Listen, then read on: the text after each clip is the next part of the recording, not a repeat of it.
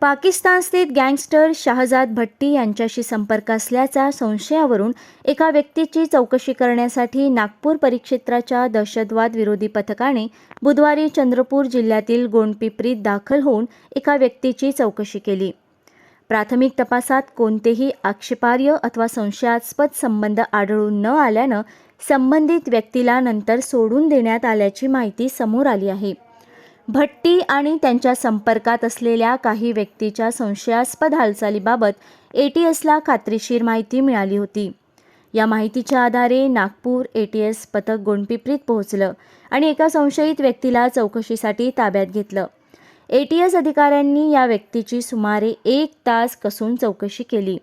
पथकाने त्याचे social media accounts, phone आणि इतर साहित्याची सखोल तपासणीसुद्धा केली. तपासादरम्यान कोणतीही संशयास्पद बाब किंवा धोका आढळला नसल्याने त्या व्यक्तीला सोडून देण्यात आल्याची माहिती आहे.